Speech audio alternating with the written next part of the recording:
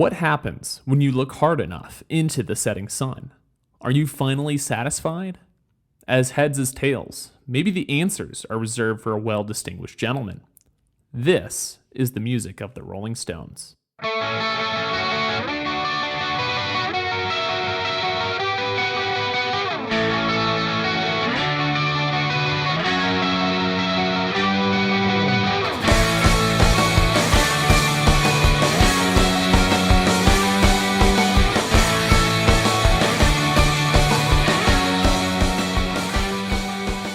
Welcome, everyone, to the very first episode of the Anthem Jam podcast. I'm your host, Jake Riffle, and each episode, I'll be walking you through my top 3 song picks for a musical artist, album, genre, or whatever it may be.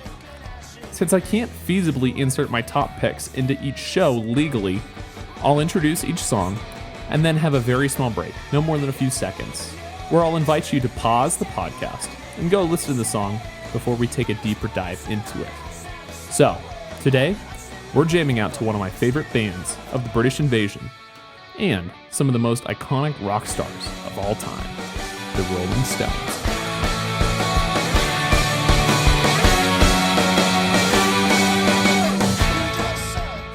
Now, if you were ever an angsty teen like myself, in a way this song speaks to you. As you're attempting to discover who you are and what you're all about, it's a frustrating process, because things don't usually go to plan, and there's a lot of failure along the way. Sometimes, the best way to express that is just by jamming out at the top of your lungs to a gritty guitar. This song is I Can't Get No Satisfaction.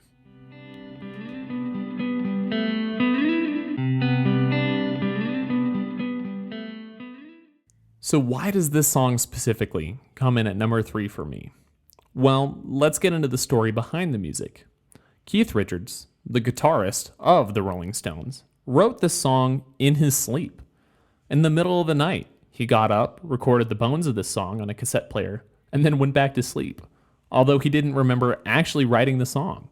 In his book, he said when he listened to the recording the next morning, there were about 2 minutes of him playing acoustic guitar before you heard him drop the pick, and then him snoring for about 40 minutes after that. Additionally, the version we all know and love was not the intended version according to Richards.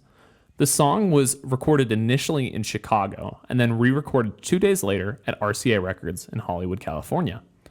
In the second recording, Richards used Gibson's Maestro Fuzzbox, a distortion pedal, to give his guitar the distinct, fuzzy, blurry sound that sent the track to the top of the charts in both the US and the UK.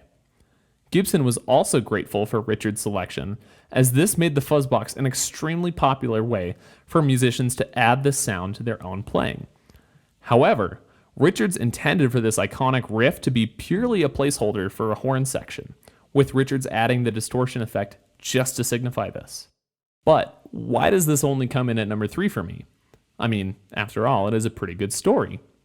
Well, first off, it was a toss-up between this and Gimme Shelter for me. But ultimately, I like the story behind this song more. If you're interested in the story behind Gimme Shelter, I highly recommend checking out the Behind the Song podcast. Additionally, as you'll discover, I'm a sucker for sharp, driving guitar riffs. And considering how this song pioneered the way for many others in that sense, I had to include it over Gimme Shelter. Coming in at number 2 is a song that needs no introduction, although it gives you one anyways. One of the things Jagger does best in his music is taking us on a journey with him. This song is perhaps the most quintessential example of this, as we take a trip with the Lord of the Flies in Sympathy for the Devil.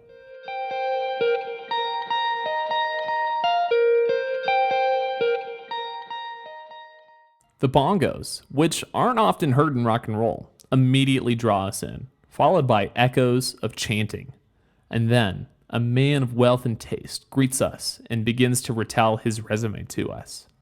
Beginning with the death of Jesus Christ, transitioning to all the great wars the world has known, and concluding with the assassinations of the Kennedys, Mick Jagger shows us how the devil has had his hands on all the atrocities the world has yet seen.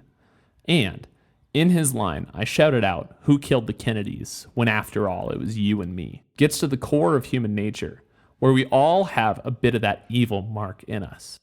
I love this song for how it describes the wicked plight of the devil, and how he ultimately demands respect for this. This song intentionally juxtaposes itself through eloquent lyrics and the demand for respect, while the instrumental composition is rather simple and even a little crude, and the reasons for respecting the devil imply the opposite. This song proves the true musical genius of Mick Jagger. Now, imagine just for a second that you're in a smoky, dimly lit recording studio in Hollywood. The 60s are in full swing, and transcendental, experimental music is in its infancy. How do you marry this with edgy, up-tempo rock? The answer is Paint It Black.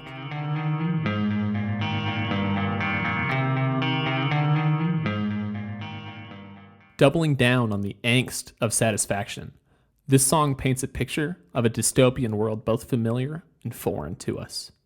Mick Jagger's lyrics invite us into this world through the lens of a broken man who is not defeated, but determined. Vengeance, redemption, despair, determination. The lines are blurry, but the journey is clear.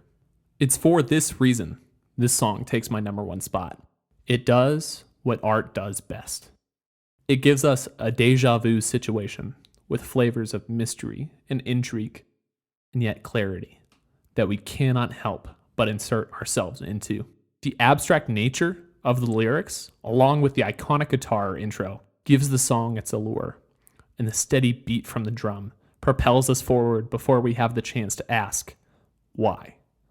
Then, in the middle of the song, the drums disappear, the sitar slows, and the lyrics give us a sense of sorrow, remorse, but again, clarity, as if we have thought long and hard about this course of action and have determined to take it, no matter what. The drums launch us back in, the guitar and sitar rage in full, and we steadily devolve into madness as Jagger hums, and all the noise in the background becomes more complex. And then, that's it.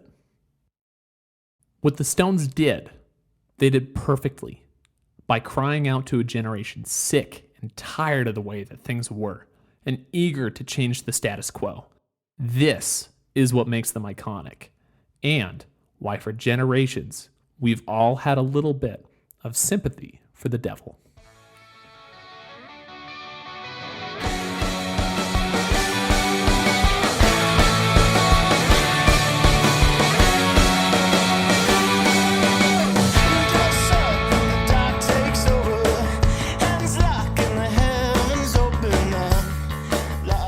Thank you all so much for listening to this, the very first episode of the Anthem Jam podcast. The intro song to the podcast is Veronica by the Denver, Colorado-based indie punk rock band Bad Nostalgia. So a huge thanks to them. These guys are great and I love their music, and I highly recommend checking them out on Spotify, Apple Music, and YouTube. If you enjoyed the podcast, please leave a review and tell someone about this podcast who you think might enjoy it. Episode 2 will be coming out soon and will feature a band that's a little bit spicy. I just wanted to shout out real fast to my parents, Tom and Dree, my sister Megan, my uncle Dan, my roommates Ryan and Miguel for all supporting the podcast in one way or another. We have some big stuff on the horizon for this podcast that I am super excited about, and I hope you all are too.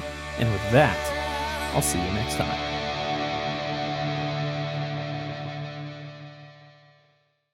The bongos